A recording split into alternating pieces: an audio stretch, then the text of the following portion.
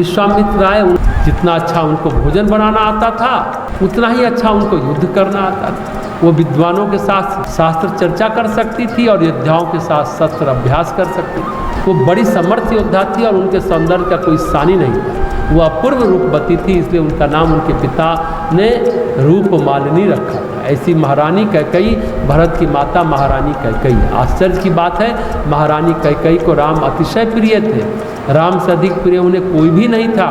राम का राज्याभिषेक होगा ये तो उनका स्वप्न था, उनकी कल्पना थी। उनकी कल्पना में भी नहीं था कि राम उनके कारण वनवास जाए। लेकिन परिस्थितियां और घटना चक्र, जो मंथरा थी उनकी धाई माँ थी।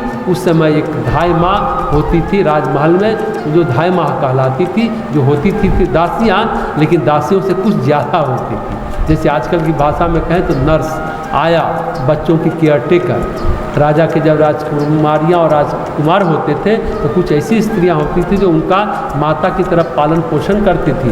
महारानियों को रामकाज से महलों की जिम्मेदारियों से फुर्सत नहीं मिलती थी तो माँ के स्थान पर बच्चों की देखभाल करती थी, इसलिए उनको धाई माँ कहते थे। मंथरा उस तरह की थी, उसने कैकेयी का पालन पोषण किया था। वो कैकेयी से प्रेम भी बहुत करती थी, इसलिए जब महाराज दशरथ की शादी हुई तो उनके साथ साथ कैकेयी देश से वो अयोध्या भी चली आई। कुबड़ी थी, उनकी भी कोई संतान नहीं थी, कैकेयी उसकी संतान थी। थोड़ी सी वो स्वार्थी थी, कैकेयी को लेकर उसके मन में बहुत मोह भी था। कुटिल बुद्धि थी, थोड़ी कपटी थी, सरलता उसे आती नहीं थी। विधाता हर कार्य के लिए हर एक को माध्यम नहीं बनाता। कुछ होते हैं उपयुक्त पात्र, अगर किसी में विष उड़ेलना है तो काल उसके लिए गाय को माध्यम नहीं बना सकता, सर्प को ही माध्यम बनाएगा। उसकी प्रकृति, उसकी संरचना उसके लिए सर्वथा योग्य है।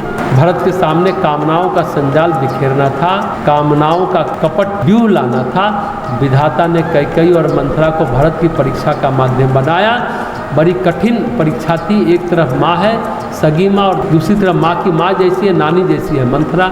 जब मर्यादा पुरुषोत्तम श्री राम के राज्याभिषेक की तैयारी होने लगी, कल सुबह सुबह राम का राज्याभिषेक होगा, तो देवता लोग घबराए कि ये क्या हो जाएगा।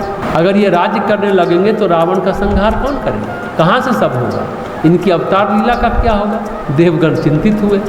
देवताओं की चिंता यूं ही रहती है, प्रकृति अपना कार्य करती है, विधाता का कार्य अपने समय पर होता है। विधाता के विधान को, परमेश्वर के विधान को कोई नहीं जानता, देवता भी नहीं जानते सही से। देवता मनुष्यों से कुछ ज़्यादा शक्तिशाली है, लेकिन उनमें संपूर्ण ज्ञान है ऐसा नहीं है।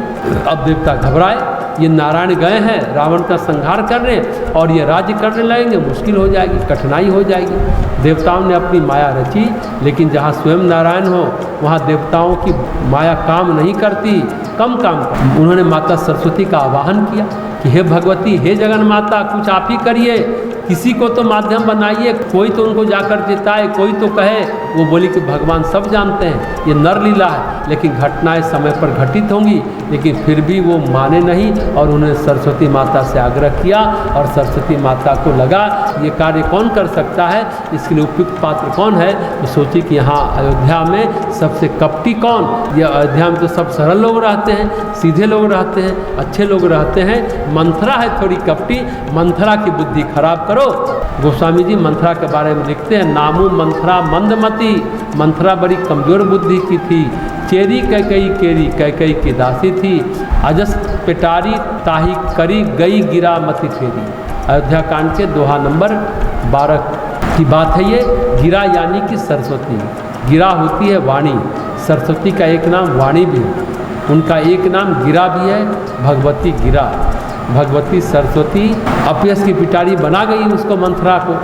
मंथरा फैलाने लगी कपट जाल। थोड़ी कमज़ोर बुद्धि थी उसकी, उसको ज़्यादा समझ नहीं थी, वो नहीं जानती थी कि जीवन का कितना बड़ा सौभाग्य है कि हमारे साथ श्री राम रह रहे हैं, स्वयं नारायण मनुष्य रूप में रह रहे हैं। वो ये नहीं जानती थी। वो अपने स्वार्थ से, अपनी कुटिलता से, अपने दुर्गुणों से उबर नहीं पाई थी। अपनी सबकी पात्रता होती है, ये भी बात सही है। नाम मंथरा मंदमती, चेरी कैकेयी केरी, अजस पिटारी ताही करी गई गिरा मति फिर। माया फैलाने के लिए वो माध्यम बन गई।